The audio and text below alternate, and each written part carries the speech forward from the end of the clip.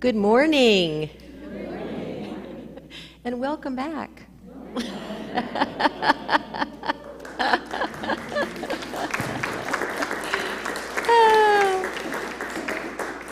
I am so happy to be back. I cannot wait to share the 942 slides that I brought with me today. Only kidding, there's 842. So we had a wonderful time. You're going to hear all about our trip during my talk, and just, you know, what happens when you get out of Dodge and get a different perspective, right? And how important it is that we do that occasionally. But I want to thank Gwen and Linda Raber and Vicki Smith and Janie and the entire music team and Jackie and everybody who supports what we do here for an absolutely flawless sabbatical. It was so nice to be gone and not worry. You know, it was just so nice knowing that everything was being taken care of and that things were going smoothly. And as I said to them before we left, you really can't mess anything up badly enough that we can't fix it when I get back. So have fun, right? And nothing got messed up. The building is still standing, and it's just wonderful. And that's healthy community, right? That's healthy community, and that's what we're all about. So, welcome to Unity of Palmyra, where centered in love, we embrace a positive path for spiritual living. We are an open and affirming congregation, and we love you exactly as you are in all of your magnificent glory. So, let's take a minute to just get centered. So for those of you watching online, if you can safely close your eyes, I invite you to do so that we can signal to the world, we can signal to our chattering mind that we are coming apart for a while, that we are willing to be here now, to let go of everything that went before and everything that might happen and just allow ourselves the gift of being fully present. And it is such a gift to let go of worries and regrets and anxieties and just allow ourselves to be here in our fullness, in our wholeness, basking in the energy that is this community. And so as always, we enter into this experience together with gratitude as we say thank you for this time to come apart for a while. Thank you for whatever safe space you are in right now. And most especially, thank you for one another. And so it is. Amen. So our opening song is a little different. And just as a preface, you'll see in the very first slide that we listened to Ken's thousands of songs on our trip, but we made sure to play this one every day. So please stand and join us in On the Road Again. On the road again. Just can't wait to get on the road again. Life I love is making music with my friends, and I can't wait to get on the road again.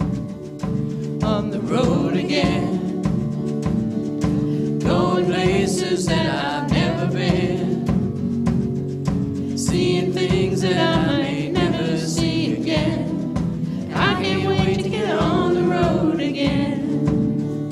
On the road again, like a band of gypsies, we go down the highway. We're the best of friends, insisting that the world keep turning our way. And our way is on the road again. I just can't wait to get on the road again. The life I love is making music with my friends. I can't wait to get on the road again.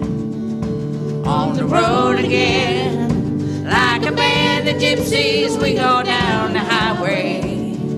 We're the best of friends, insisting that the world keep turning our way. And our way is on the road again.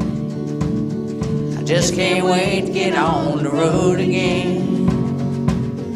The life I love is making music with my friends, and I can't wait to get on the road again. And I can't wait to get on the road again.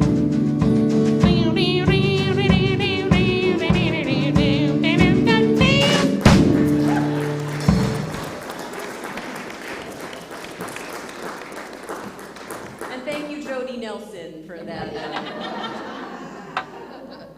I think Ken and I have that song memorized at this point. So let's share together in our vision.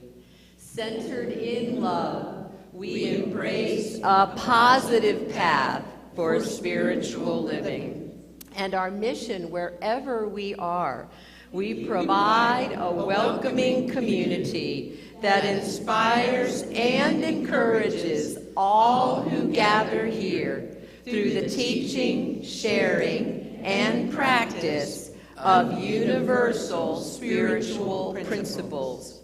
So during our time of hugs and handshakes this morning, you know the drill. This means a hug, this means a handshake. If you stay where you are, we won't leave you alone. However, I do want to invite you to come down and kind of explore our journey, or as Ken calls it, my social studies project. And this was our route out and back to Loveland, Colorado, and some of the souvenirs that we picked up and all the yarn. He drove pretty much 3,500 miles while I crocheted. So it was a perfect trip for both of us. And you'll see a lot more details on the slides, but feel free. We'll have a little bit longer hugs and handshakes today. So come on down and explore.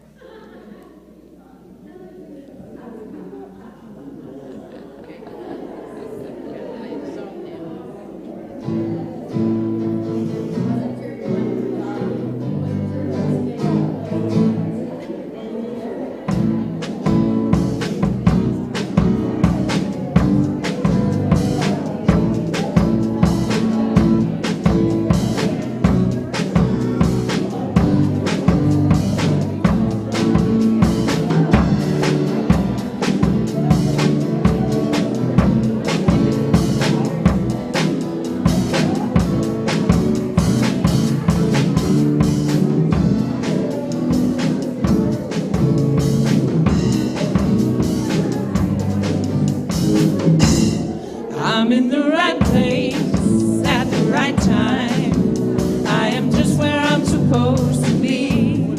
I'm in the right place at the right time. I am just where I'm supposed to be. Oh, my soul is welcome here. Oh, my soul is welcome here. I am getting the message loud and clear. My soul is welcome here. Sing it with us. I'm in the right place at the right time. I am just where I'm supposed to be. I'm in the right place at the right time. I am just where I'm supposed to be. Oh, my soul is welcome here. Oh, my soul is welcome here. I am getting the message loud and clear. My soul is welcome here. I am getting the message loud and clear. My soul is welcome here.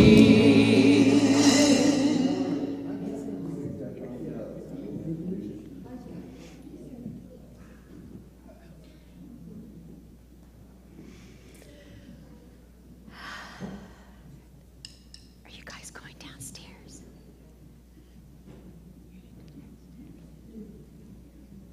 Okay. So a couple of announcements. Our prayer chaplains today are Helen Baker, who is in the sanctuary, and Sam Sherman, who is holding space for us from home. And for those of you following Sam's health journey, he is doing much better. Yay.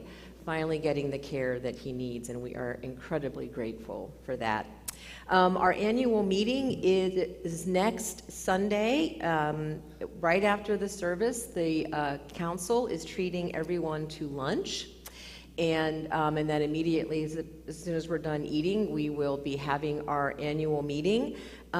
We did something a little different this year. The paperwork that we normally pass out at the meeting, we got done a week ahead, and it's in the Rose Room. So you don't have to look at it till the meeting, but if you want to look at the stuff before the meeting, you can.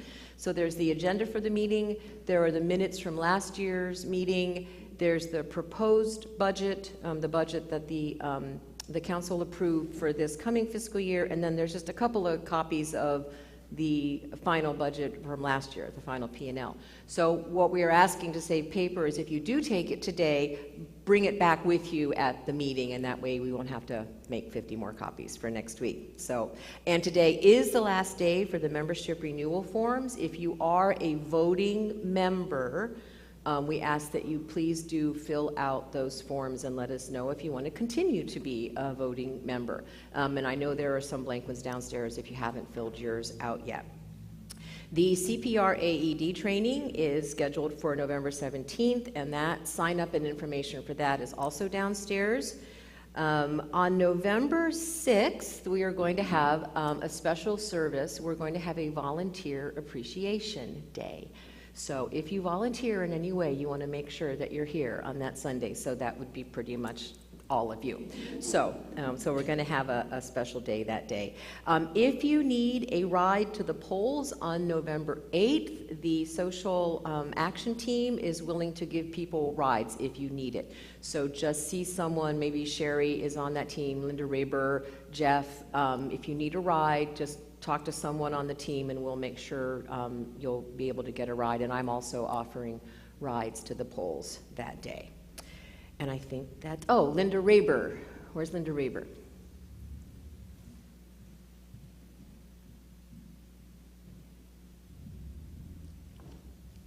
On behalf of the community, we want to give you a welcome back bouquet. Aww. Just so missed you. Oh, thank you. Thank you. That's very sweet. Thank you. Here, I'll put that on my table. There we go. Thank you. That was very lovely. Well, you all are going to hear how much I missed you at about the 700 slide mark. So we're going to talk about that a little bit. So yeah, you think I'm kidding, right? All right. Thank you so much, you guys. You're awesome. All right. Miss Kate, would you please read the daily word?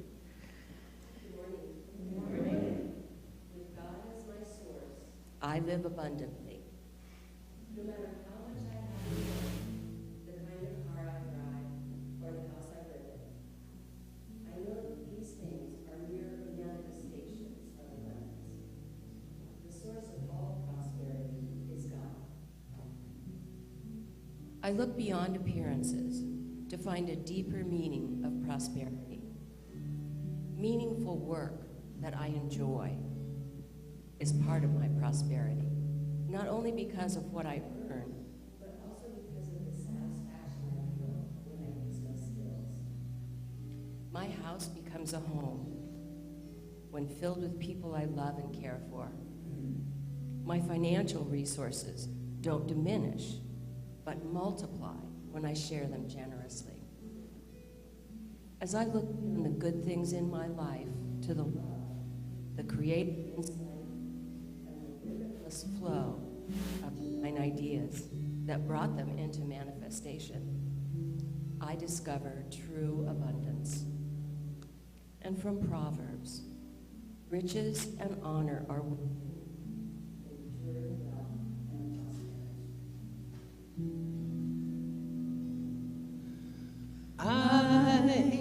am home, my family is here.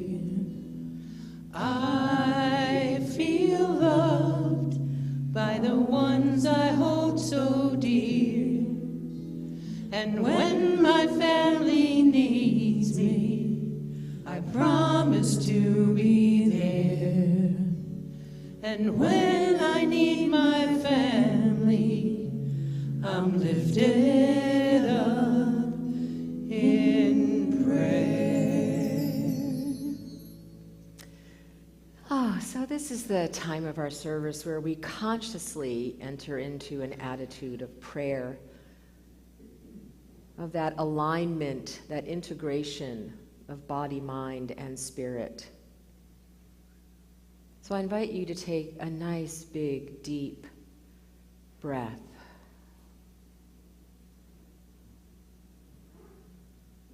The breath is literally our inspiration, our ground, our center. And so we breathe in now to that universal center that is the same in every one of us. When we are each individually in that place of connection, in our emotional, intellectual, and spiritual center, we cannot help but be connected. with every other being in theirs. And so as we traveled across the country, we were reminded that we are so much more alike than we are different. That each one of us in our country and our world simply wants to love and be loved. That each one of us wants to connect. That each one of us wants to make a difference in our own way. And that each one of us has our own unique healing journey. And that we bring that journey and its results to one another. And so today I ask for healing for our country. As we are being inundated with the opposite of wholeness right now, let us remember the truth of who we are, the strengths that we bring, the love that we bring, the acceptance that we bring, the sense of possibility that we bring, the us that we bring. So we hold our community and our country in a loving embrace. We remember the words of Abraham Lincoln as we call upon our better angels, as we call upon one another to remember who we truly are.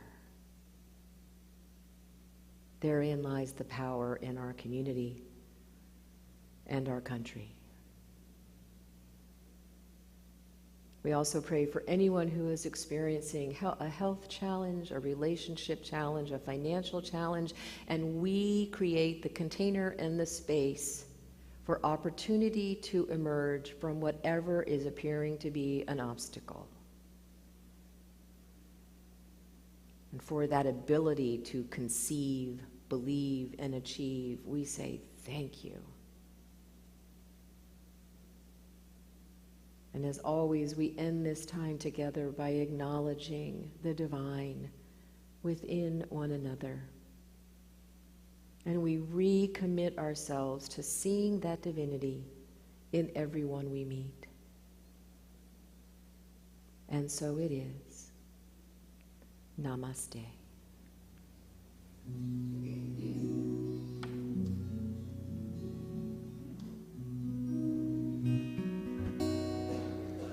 The God in me beholds the God in you. Namaste. The God in me beholds the God in you. Namaste. You are beautiful. You are whole. You are beautiful. You are whole.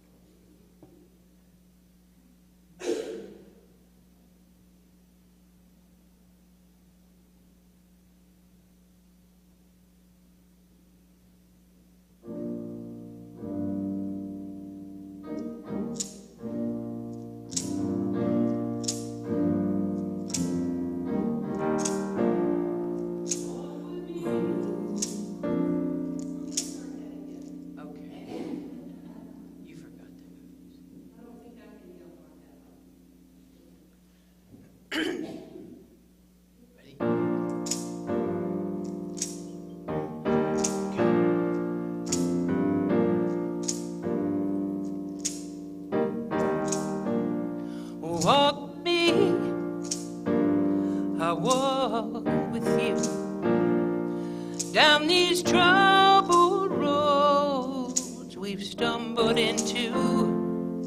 We're all in this thing together, we're gonna make it through. If you walk with me, I'll walk with you. Ooh, ooh, ooh, ooh, ooh,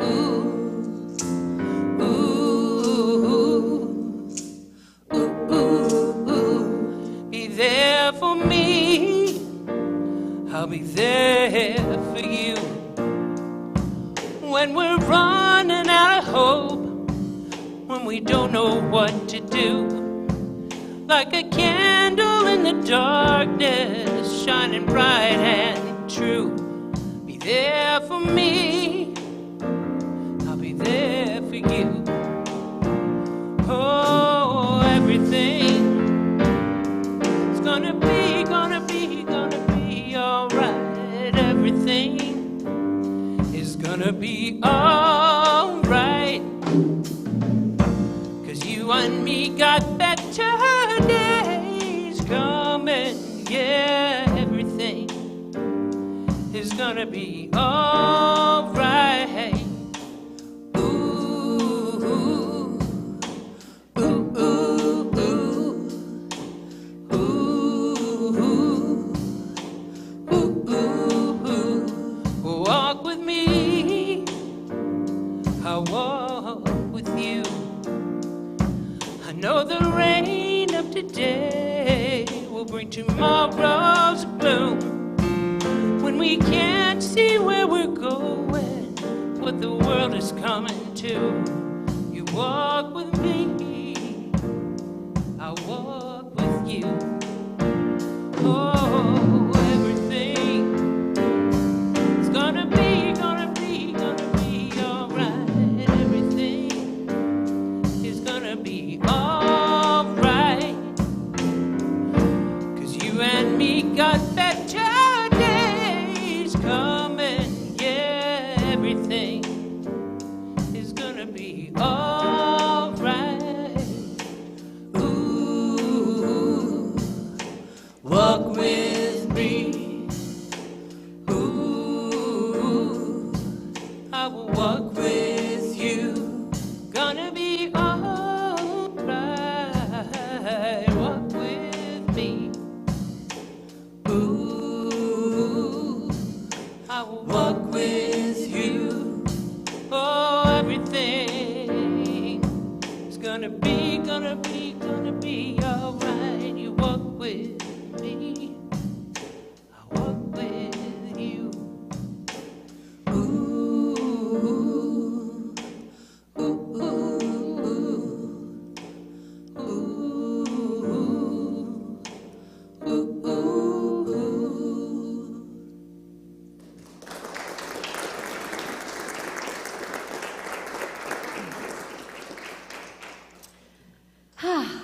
Okay. I promise there aren't really 900 slides. But we are trying something different. We're going to try to let me forward the slides during the talk. So everyone take a moment, please, and bless the mouse. We did practice, but bless the mouse. Okay?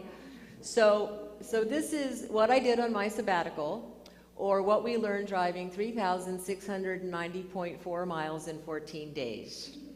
When we actually plotted it, we thought, oh my gosh. And I do have to acknowledge Ken, because I drove exactly 2.5 hours of this trip. And otherwise, he drove happily, and I crocheted happily. So yes, so you'll notice the different balls of yarn are different manifestations of... And navigated, yes, I was the navigator. I was the navigator and the hotel reserver. Whatever, right. Okay, so let's see if this works. Yay! Okay, here's day one. So this was a long day, because one of the things we loved about the trip was, except for 2 days, we didn't have to be anywhere on any given day. It was lovely. And I will tell you that traveling in October, September and October, yes. The kids are all back in school. There weren't lines or crowds anywhere for anything we wanted to see. We had no trouble getting at hotels anywhere. and the colors were absolutely spectacular. So I highly recommend it. So one of the places we did have to be Sunday morning was I was guest speaking and doing a little work with the church in Bloomington. So we went all the way to Bloomington, Indiana, and then we hung out with our good friends, Jonna and Roy Capio and Molly. Every place we went had animals. It was so wonderful. It was like being home. And we listened to 1,300 songs from Ken's playlist, and that night we decided that we needed to delete at least 400 of them. So Ken worked on that while I crocheted and played with Molly, and started the first of several prayer shawls. So day 2. So this was Unity of Bloomington, Indiana. And this was kind of one of those, this whole trip was marked by so much serendipity and synchronicity. So a couple of weeks, like maybe 3 or 4 weeks before the trip, my friend Jonna reached out to me and said, hey, you know, we're going through a little bit of stuff here and a transition, and we were wondering if maybe you could help us out. And I was like, oh, that'd be great. I know, you know, because she reminded me I'd worked with them 14 years earlier. I thought it was 7 or 8. It was 14 years. Time flies, right? So anyway, so I had a Zoom with her and the board president, and I said, you know, guys, interestingly, we're going to be driving right through Bloomington on our way to Colorado. And they were like, oh, isn't that wonderful? Would you guest speak? And I said, I would love to. And then we also worked out that I facilitated just a community conversation for the leaders in their community. And it was just wonderful. It was like, oh my gosh, I remember this. I did this for years. This was fun. So that was Unity of Bloomington. So that night, Ken is looking at fun things to do between Bloomington, Indiana, and Unity Village, because that was going to be another stop. And we found that if we just did a little detour up a little bit, that we could visit the Abraham Lincoln Museum. And I'm a huge fan of Abraham Lincoln. So I was like, oh yeah, let's do that. And then we were like, well, what else is in Springfield? And so we also then saw the Dana Thomas Frank Lloyd Wright House. So a little bit about this. I'm going to talk more about Lincoln a little bit later on. But this was a super cool experience. And I actually want to read you something about the woman who contracted Frank Lloyd Wright to do this. This was earlier in his career.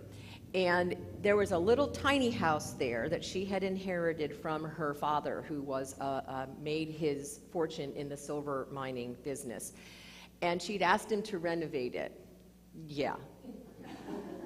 That didn't happen. Basically, they said it was the first time he had been given a completely blank check. She said, I got all sorts of money, do whatever you want. And so the only thing that's remaining from the original house is this little, what had been their Victorian living room. And we explored in this house and the other Frank Lloyd Wright house that we saw in Pennsylvania on the way back, that Frank Lloyd Wright could be a little bit of a brat, because he hated the Victorian style, and he liked the big ceilings. And he also did what he called his, and you'll see this at other Frank Lloyd Wright houses, his compression and expansion. So like you'll go through a hallway that's really tight and really like low, like don't try to be pregnant in some of these houses, okay? And then you walk into a room where these huge high ceilings. And so he does that deliberately because he wants you to have that sense of compression and expansion. Well, apparently the only room he saved from the original house was the little Victorian living room that had a very low ceiling, and he deliberately put it between 2 rooms that had really high ceilings to point out to people how much better his design was. So, but what was fascinating about it, and this turned into a recurring theme on the trip, was that this woman and her mother were feminists and activists before they really knew what that meant. She was a widow. She was actually ended up being married 3 times. 2 of her husbands died. I don't know what the 3rd husband was thinking. But anyway, she deliberately had this house designed and built so that she could host like groups and ended up hosting politicians and also entertainers. And her vision was that this house would be for the community, which was super awesome. Her mother also was, she and her mother were philanthropists, and they did fundraising for women's issues, for children within the community, and particularly, they recognized a need after the Civil War that there were hundreds and thousands of African American orphans of children, and none of the orphanages would take them because they were whites only. And so she and some of her friends created a home that actually was in operation for decades, that took in these African American children and housed them and educated them and took care of them. So she was way ahead of her time. And then the other thing that happened was she was part of the whole effort to get the votes for women in Illinois, which didn't pan out immediately, but of course it did eventually. But when it didn't happen the first time, she channeled her disappointment into an exploration of spirituality. And so her home became a gathering place for groups that were exploring their spirituality. And in the one biography, because of course I was fascinated by this woman, so I read up on her, it said in the one biography that she became part of what was then known as the New Thought movement. And I thought, oh my gosh, this woman was like a New Thought person, right? And then the other thing we realized when we got to Kentuck Knob, but that's in 30 slides, was that Frank Lloyd Wright attended Unity in Kansas, that he was a Unity person, which, although a brat, was a Unity person. So, yeah, we heard all sorts of interesting stories about Frank Lloyd Wright, yeah. So, okay, so day 5. So the other neat thing that happened was everywhere we went, we were just like talking to people. You know, it was like complete strangers, and we would just start chatting with them. So as we were sitting, like waiting for the tour guide to go into the Dana Thomas house, because you had to schedule it, and they only took a certain number of people in at a time, there was this really lovely couple that we had noticed pulling up beside us in the parking lot in this super cool RV, right? And so afterwards, when we were walking back, Ken was like, "Is that your RV?" And so he was like, yeah, and you know, people love to show off their RVs. So I'm talking to his wife, and meanwhile, I'm like, where's Ken? And Ken, of course, was in the RV. And so we walked over, and he said, oh, do you want to see it? I was like, oh, yeah, you know. So we're in the RV, but it was just so neat because, and this again became like part of the energy of the trip. Like we could tell from things they had hanging in their RV that we were probably philosophically not on the same page, right? But they were so neat, and we so enjoyed talking with them about their RV and their travels and their journey, and it didn't matter. You know, we were just human beings having a wonderful conversation.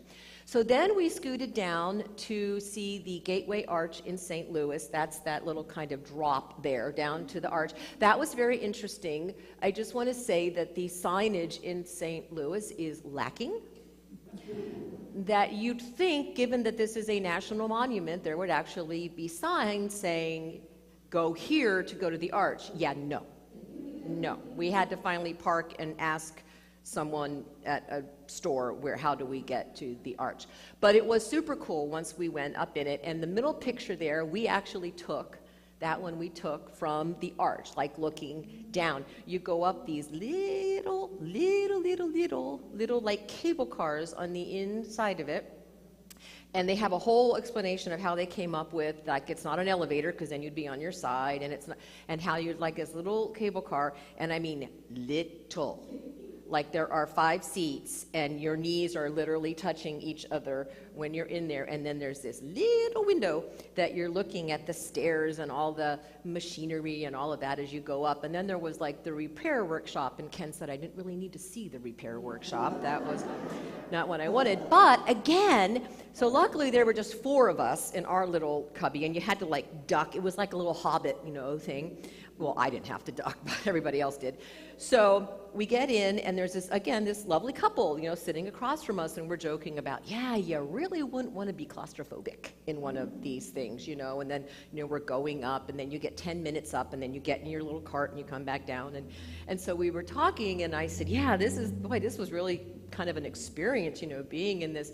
And the woman started to laugh, and she said, well, it's nothing for him, and she pointed to her husband, and we're like, really? He said, oh yeah, I was a submariner, this is nothing. So then that led to a conversation, right? So we were just going across the country having all of these really neat conversations. And then that night we did make it to Lee's Summit. This is my very good friend, Reverend Lori Boyd. She and I collaborate on a lot of stuff together. And so we had dinner with her, and then we found a hotel in Lee's Summit and got a really good night's sleep. So day 5 was Kansas.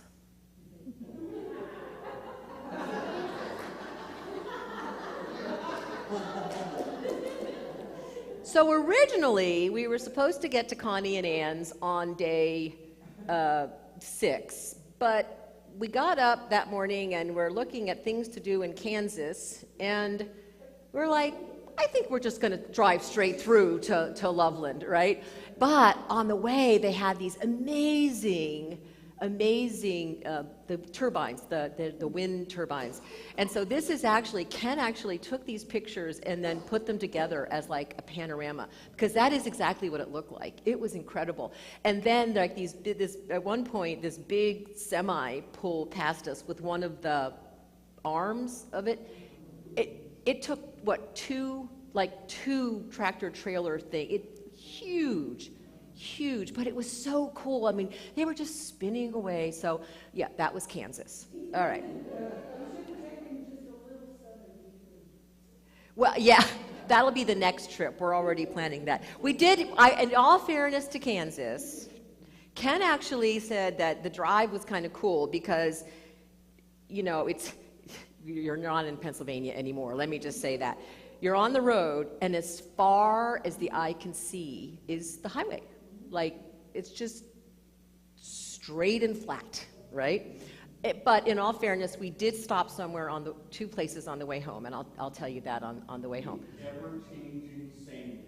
Yes, he called it the ever-changing sameness. He said for him as driving, he said it was almost like meditative, right? I will just say I got a lot of crocheting done in Kansas, okay? Every now and then I'd look up and go, looks the same, and I'd go back to, And if something interesting happened, he would tell me, and I would look up. And I think we played on the road again several times in Kansas. Yeah. Okay. So then we made it to Loveland, and my bestie Connie, who's there with her biker friends, and their wife Anne, and all of their little fur babies, and that was Connie and Anne in Ecuador. They are on the equator. From a trip to Ecuador. So this was the goal, to get to Loveland. And as you'll see, we had a really good time with them. So Connie and I have been friends for literally 25 years, right? It's one of those friendships that there's a super comfort level, like you're friends and you're good roommates, and you have such a history that you don't have to explain anything. They're like, you remember that? Oh yeah, that thing. Oh yeah, that one, right? So anyway, so she knows that, I like to support her in her things. And so we were sitting in the little chairs, and we were visiting, and this was Thursday morning, and I said, honey, can I rehang some of your pictures? And she said, sure. And she said, well, look, I did a little grouping over here. I said, yeah, that one's good. I'm not going to mess with that one. But can I play with the rest of them, and rehang some pictures? And then I was looking at that door in her kitchen, and I said, honey, that door's like blue, and nothing in your house is blue. She said, oh, yeah, we were trying to match the paint to this little thing over here, but the chip we got must have, not been right. I said, I'll go to Sherwin-Williams. And so we went to Sherwin-Williams, and we painted the door, and she was very happy. And then I remembered that little tiny island that we had put together 15 years ago in her kitchen in Lidditz. And I said, I'm going to pull some of the green into that. And so we painted, the island. And then her other friend, who is also named Stephanie, it's a theme, is an artist, and she made that amazing, like starburst thingy. So she happened to bring that while I was there.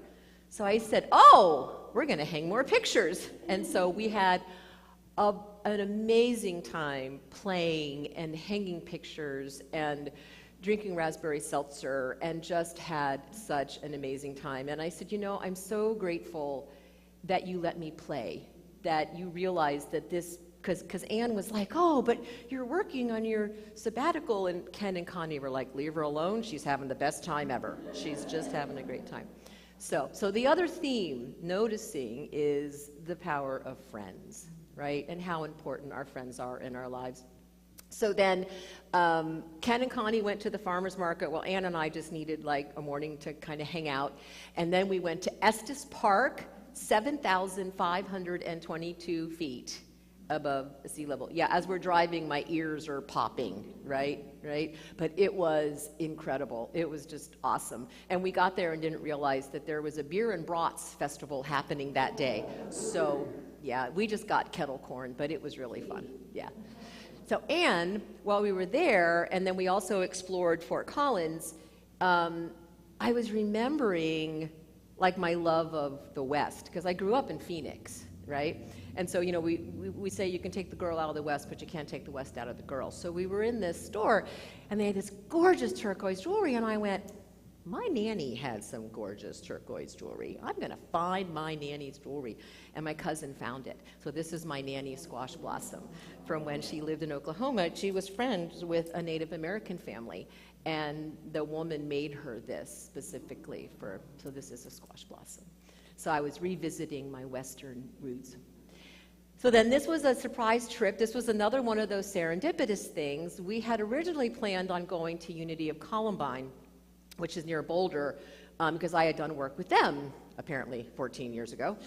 But Anne said, well, you know, friends of yours are now at Unity of Fort Collins. And I was like, what? I didn't know that. And she said, oh, yeah, you know, Jim and Sharon are there. I was like, oh, my gosh. And she said, you know, it's a lot closer than Columbine.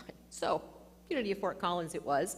So we drove up that morning and surprised Jim, and they had a lovely service. And then that evening, we have cousins that live in Boulder, and my mom had connected us. So we met them at a microbrewery and had just a wonderful reunion. There's a little bit of a resemblance there.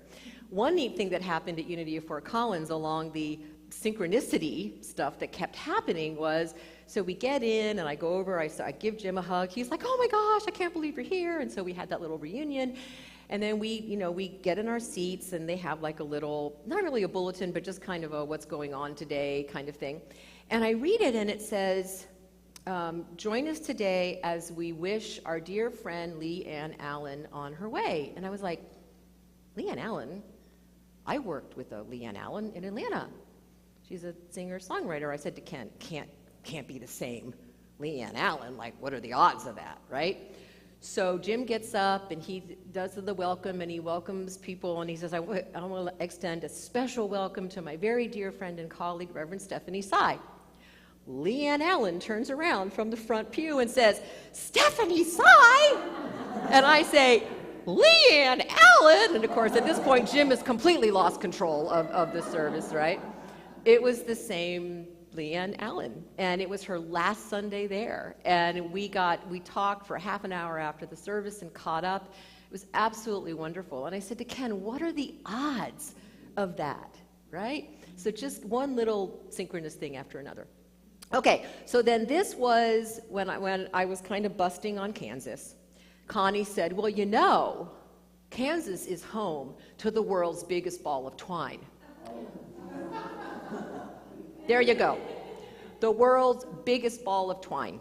And the explanation is here. If you get a microscope, you can read how this evolved. But this was kind of a funny story because we didn't get there. You can tell it's dark. Like it was like 8:30 at night. And we had thought, oh, well, I'm sure there'll be crowds of tourists there to take our picture. And no.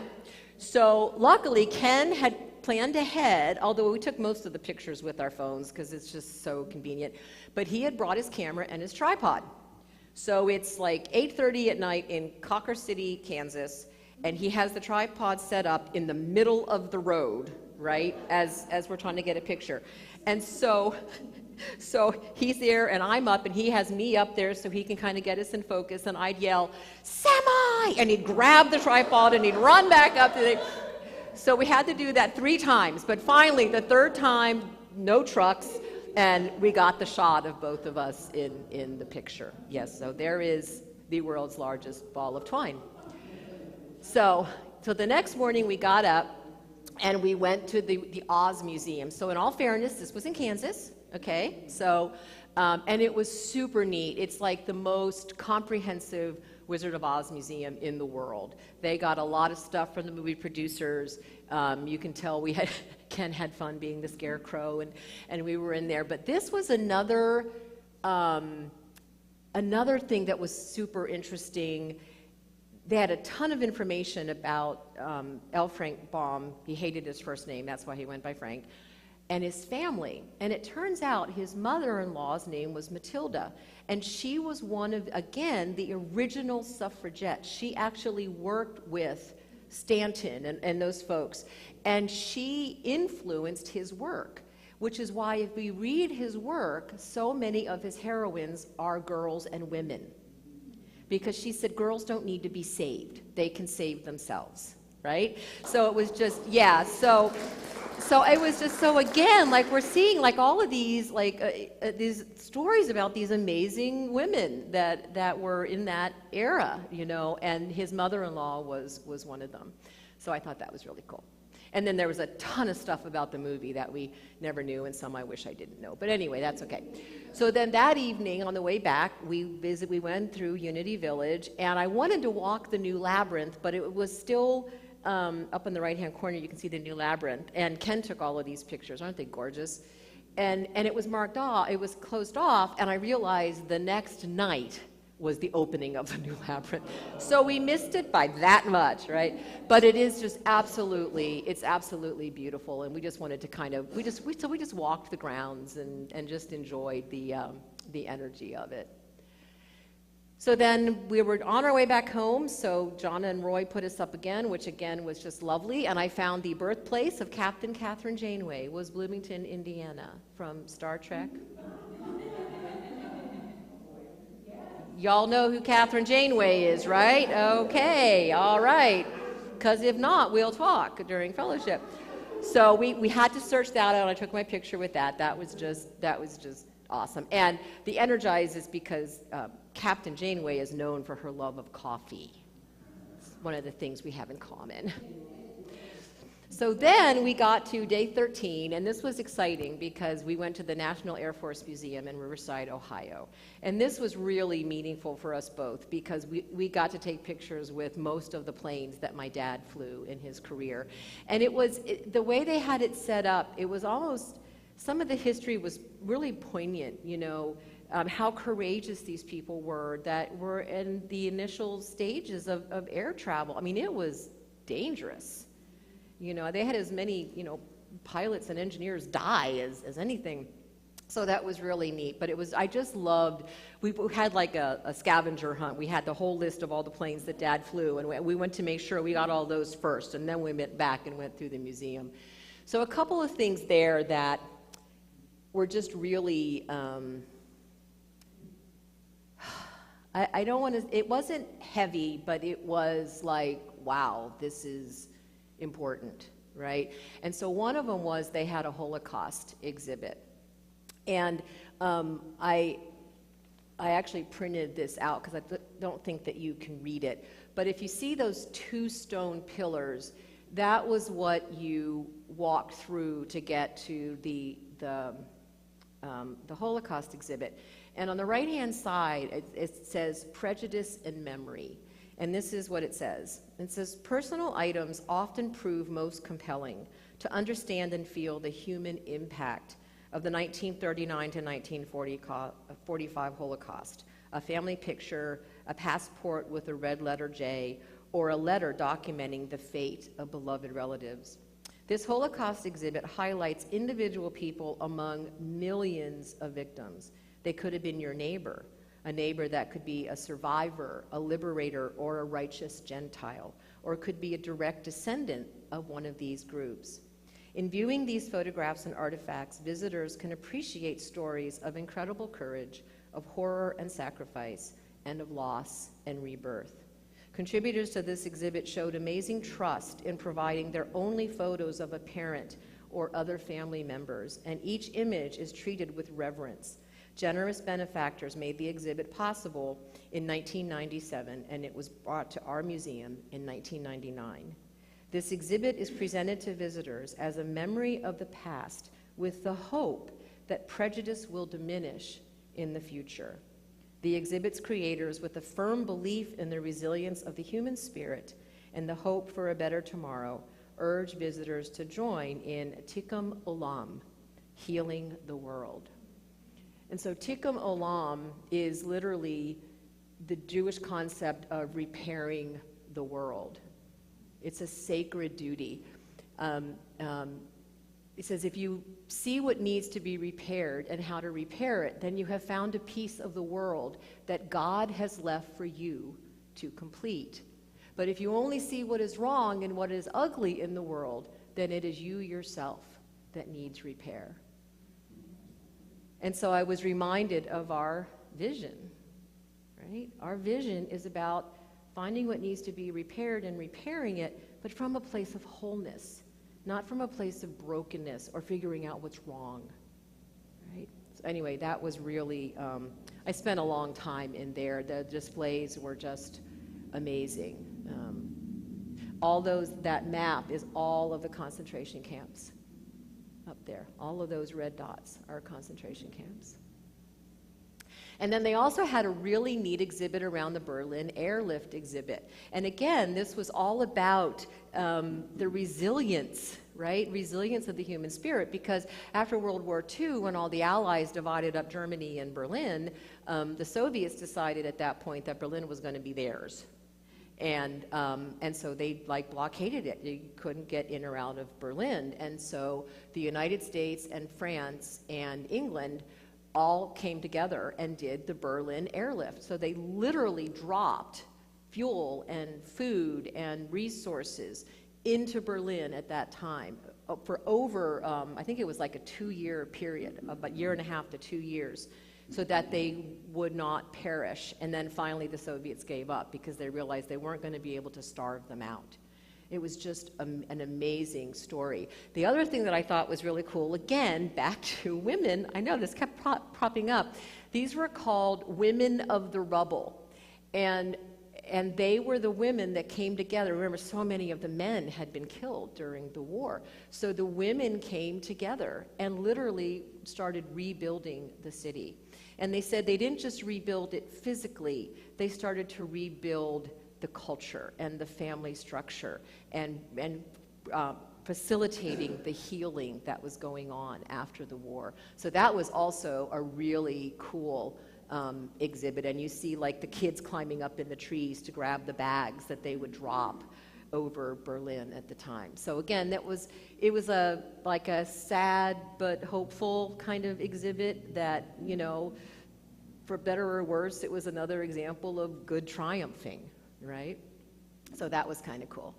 And then finally, we were back in Pennsylvania, so we visited Kentuck Knob, which is another Frank Lloyd Wright home, and it had a ton of sculptures, including a section of the Berlin Wall out on the grounds. It was that was really cool. And we heard some interesting stories. Again, this was done much later in his career, and he'd gotten pretty full of himself. And so he was telling this woman what she needed in her home, and she was saying, yeah, I'll tell you what I need in my home. Like he told her, you don't need screens. And she said, yeah, I need screens, right? And he was going to have this little teeny tiny dining room because it was just her and her husband. And he said, well, it's just the two of you. What do you need a big dining room for? She's like, we entertain. And so they doubled the size of the dining room. So that was kind of fun to hear those stories about Frank Lloyd Wright. And it is another just spectacular thing. And then our last stop of that part of the trip was at the Flight 93 Memorial. And wow, just incredible. That was this is again about perspective, you know, getting a different perspective. Because we went up to you can see the top left there, we went up to this, and it was just these huge concrete walls, and then you go through, and then you into a door, and it's the visitor center and all the displays and everything that was happening on 9/11. And they have audio things, and it was really incredible. And we were like, well, this is kind of an interesting design. Like, it's just like big concrete things, but, you know, whatever. So then you get in the car and you drive around the grounds and you come around and you park, and then you walk down to the wall of the memorial wall. And each one of those is the engraved names of one of the people who died on the flight that day. That one was particularly sad because it says in little print, an unborn child. So she was pregnant. But what happened was when we were down at the wall and we looked back up at the visitor center, we realized the visitor center was in the shape of the flight path. It was the flight path of the plane as it was crashing into the field. But you had to get a different perspective in order to see that. So that was, again, part of our, oh, this is a different perspective theme. So that was really poignant. So then we had a weekend at home, and then we were off to the beach and the nature center, which was incredible. And the whale watcher, Jackie treated us to a whale watcher trip where we didn't see any whales, but we saw a lot of dolphins. And Cassie was like being Joe Cool there, I guess, with her sunglasses on or something. You know, when your 7-year-old granddaughter has more attitude than you do, right? So that was that. And then, of course, you know, we have to play cards. And so the 7-year-old beat us. No kidding. We never let her win, but she beat us. So that's a tradition to play the cards at the beach. So this was some of my beach reading, and these books are here. I found Becoming FDR, I was listening to a news program one morning, and they interviewed Jonathan Darman, the author. And first of all, I was really impressed with his energy, because he was really like warm and very gentle, and was talking about this book about FDR, and how when he first started it, he was going to talk about his presidency and how he, you know, because he was considered pretty successful. But as he was researching him, he realized that what defined him and made him the president that he was his polio. And so the whole book became the personal crisis that made a president. And it was all about, in the end, the importance of hope. That FDR, before his diagnosis, was a pretty young, entitled, cocky, riding on his fifth cousin Teddy's coattails, and thought he was just going to stream into one day being the president, by his own admission. And the polio completely transformed him and his life and his marriage, and made him the president that we needed at that time. And he said, out of every crisis, every tribulation, and every disaster, mankind rises with some share of greater knowledge, of higher decency, and a purer purpose. And he really believed that it was our trials that gave us strength and made us into the people. And then I read In Praise of Wasting Time. You know, good book. And it's all about the need to slow down, right? We need space. We need silence. We need to slow down. And things we've talked about before, you know, that we're not made for the frenzied pace of modern life. So that was a good thing to read on sabbatical. So back to Abraham Lincoln. When we went through the museum, we were just struck by, they had a whole hallway of political ads and cartoons and caricatures from that time. And they were absolutely awful. I mean, just mean and hateful. And we were looking at that and we kind of went, wow, nothing ever changes, right? But we also realized that when we think of Lincoln now, we see him as the hero that he was. Again, perspective, right? That he was the person we needed in leadership at that time. And this was at the end of his first inaugural address, and it really, they had this at one of the displays, and I went home and I found it because it so impacted me. This was at the very end where he was talking about, you know, the war that was imminent and that was starting, and how horrible it was, and I don't want us to do this. And so at the very end he said, I am loath to close. We are not enemies but friends. We must not be enemies. Though passion may have strained, it must not break our bonds of affection. The mystic cords of memory stretching from every battlefield and patriot grave to every living heart and hearthstone all over this broad land will yet swell the chorus of the Union when again touched, as surely they will be, by the better angels of our nature. And this was a man who led us through the bloodiest time of our history, and yet he still believed in our better nature. That's what made him the leader we needed at that time. So from FDR to Lincoln to being at the Air Force Museum to just seeing the country and being with all these people, I thought, you know, another theme that was running through it was, are we living from our wounds as people in a country, or are we living from our wholeness? And when we look at our leaders, you know, current and past, I'm starting to notice a pattern that when we have leaders who are leading from their wounds, it's not good. But when we have leaders who are leading from their wholeness and the healing that they have done, I mean, Lincoln had a hard life, man. If you read any of his biographies, it was not happy cheery. But he worked on himself, and he led from that wholeness and from what he learned from his trauma. And it was the same with FDR. He would have been a very different president, if at all, if he had not gone through what he had gone through.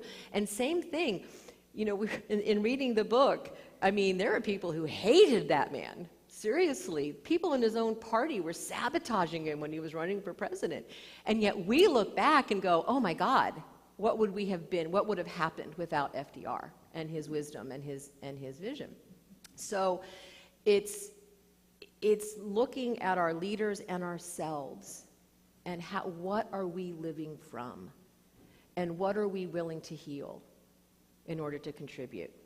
So this was like kind of my collage of, this is things I realized on the trip. The better part of one's life consists of his friendships. We all need a friend who will let you walk into their house and paint their door and rehang their pictures. I'm just saying, okay? And who also tells you the truth, right? We need friends like that. There's more to life than increasing its speed. I will say I have never seen Ken so consistently drive the speed limit as I did on this trip.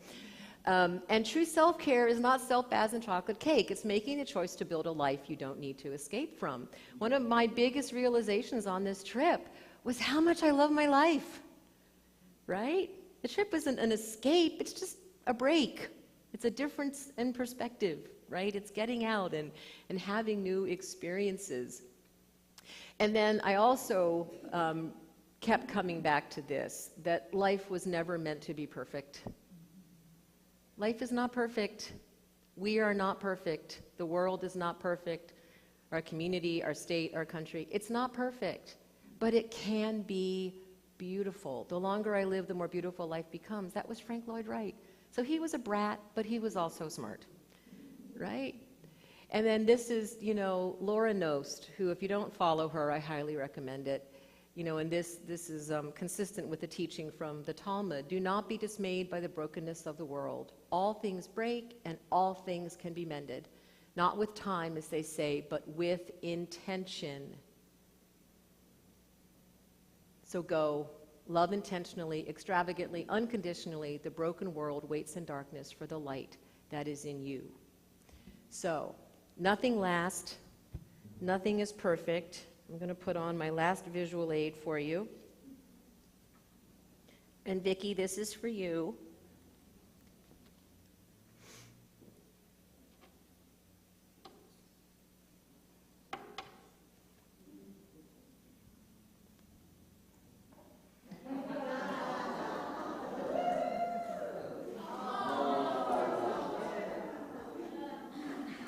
Ultimately, there's no place like home.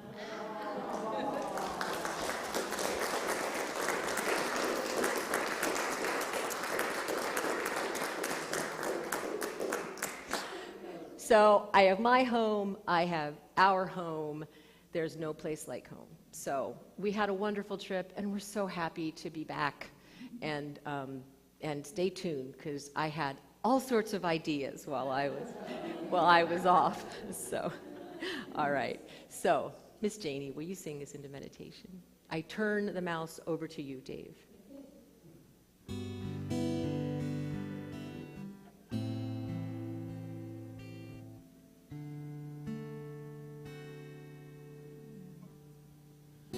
When all the world is a hopeless jungle and the raindrops tumble all around, heaven opens a brand new lane.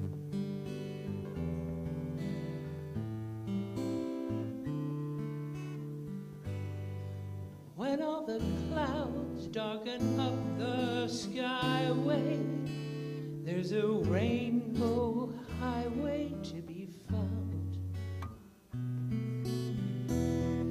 leading from your window pane to a place beyond the sun, just a step behind the rain.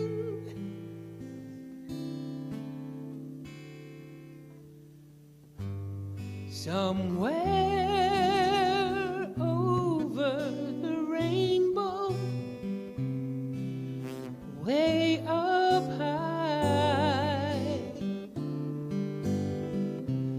there's a land that I've heard of once in a lullaby. Somewhere over the rainbow, skies are blue, and the dreams that you dare to dream really do come true. Someday I wish upon a star and wake up where the clouds are far behind me,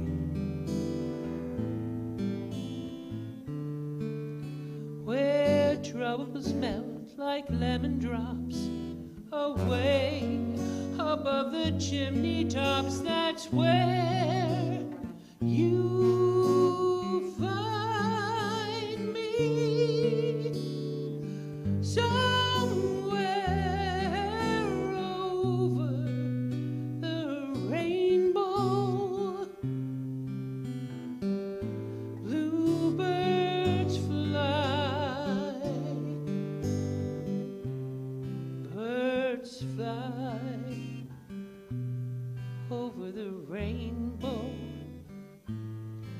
Why then, oh why can't I? If happy little bluebirds fly beyond the rainbow, why, oh why can't I?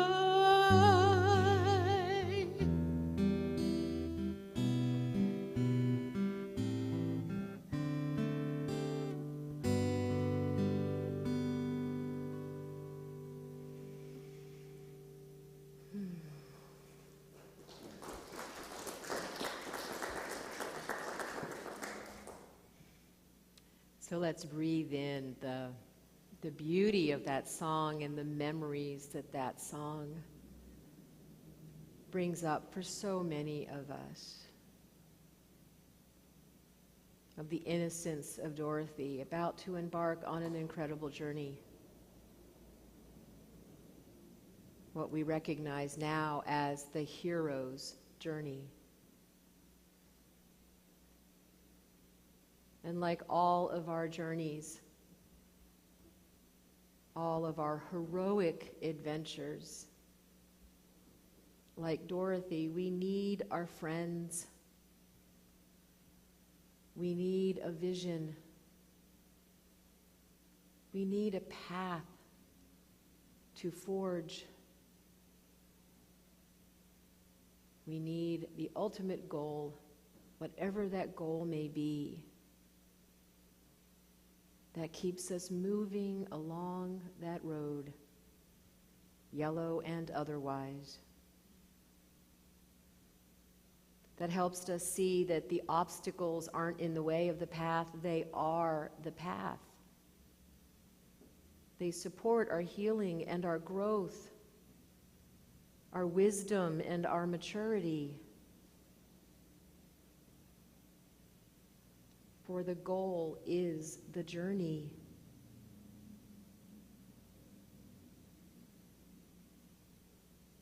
And so take a moment in the silence to look back over your journey with gratitude. To notice all those obstacles that turned into opportunities. All those detours that got you exactly where you needed to be. As we embrace the journey.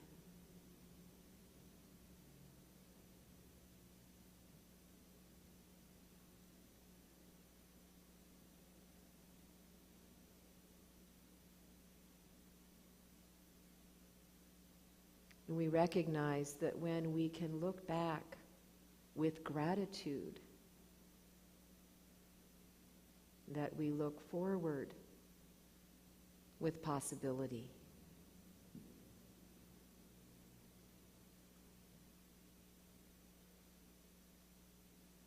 And like Dorothy, with the help of our friends, we eventually find that we had the power all along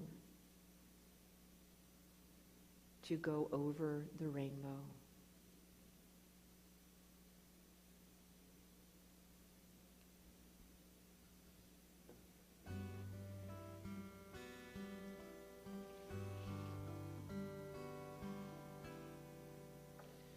If happy little bluebirds fly beyond the rainbow, why, oh, why can't I?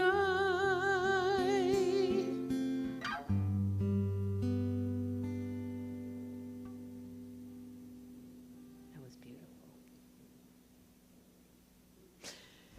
So, this is the time where we get to acknowledge you for your generosity. I do want to encourage you to pick up the proposed budget for the current fiscal year that we're in right now, that we're going to be looking at the meeting next Sunday. Thank you, thank you, thank you for your incredibly generous support of this community and acknowledging how important the work of this community is in the world. Tikkun Olam. Thank you. The kids can come in for this song.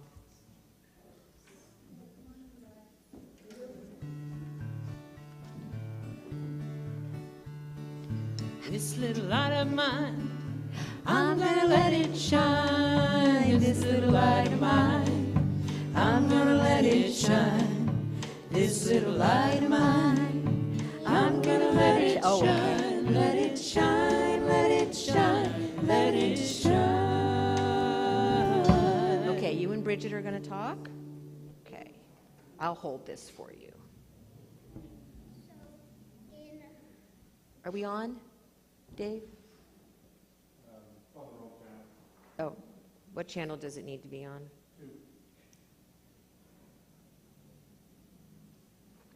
I'm doing this like I actually know what I'm doing.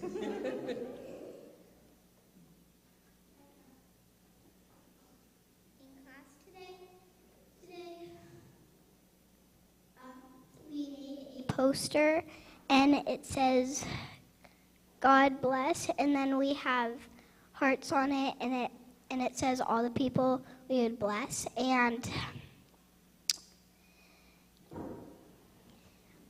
Is that it?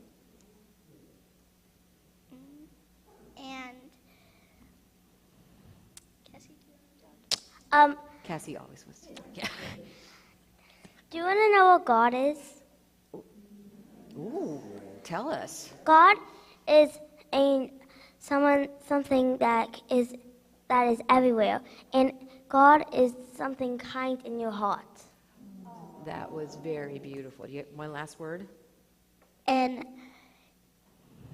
almost in every single country, love is spreaded more and more every day.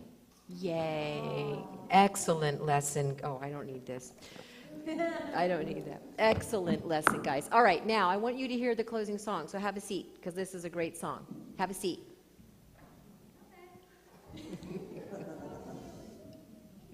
Good job. Good lesson.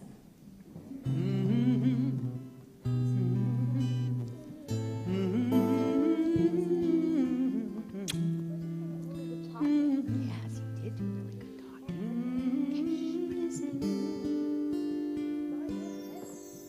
And I never thought I'd feel this way. And as far as I'm concerned, I'm glad I got the chance to say that I do believe I love you.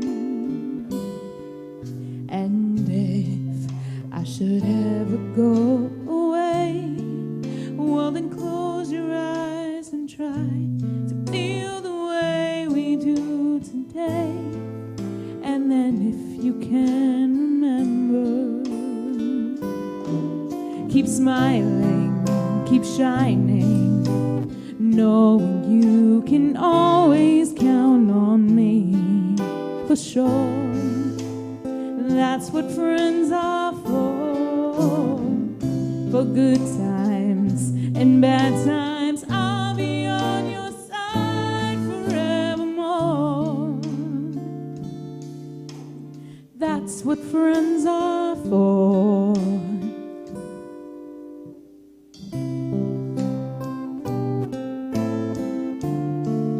Well, you came in loving me, and now there's so much more I see. And so, by the way, I thank you for, and then for the times that we're apart. Well, then close your eyes and know the words are coming from my heart. And I do believe I love you. Keep smiling, keep shining, knowing you can always count on me for sure. That's what friends are for. In good times and bad times, I'll be on your side forevermore. That's what friends are for.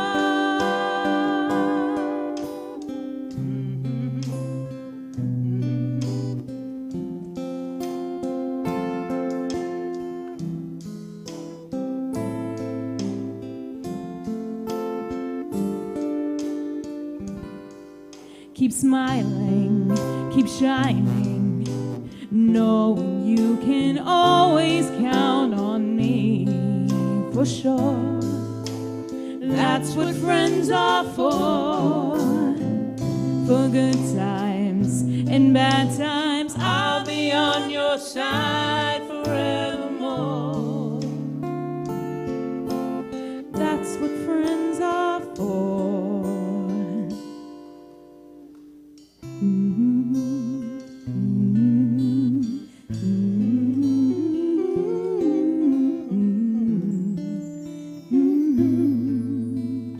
That's what friends are for.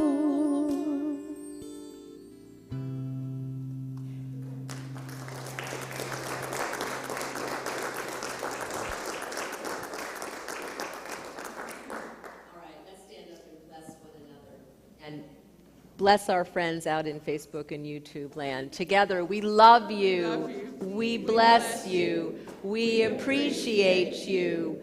And we behold the Christ in each and every one of you. I feel so short. I'm going to get up here. Okay, let's sing the peace song.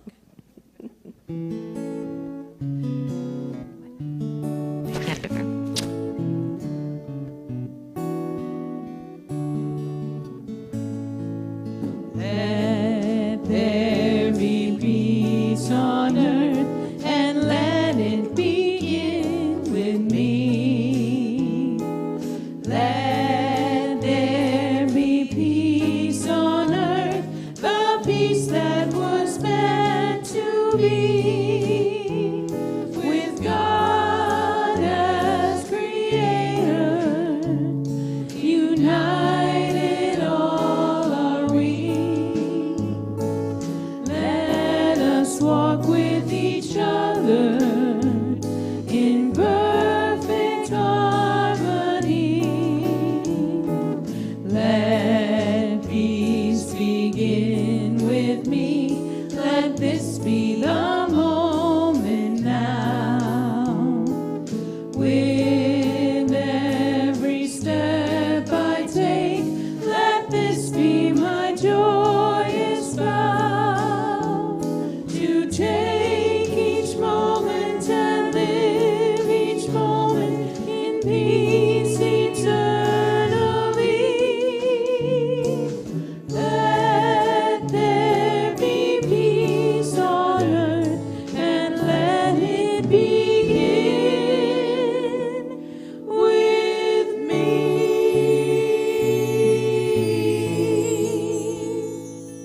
The light of God surrounds us.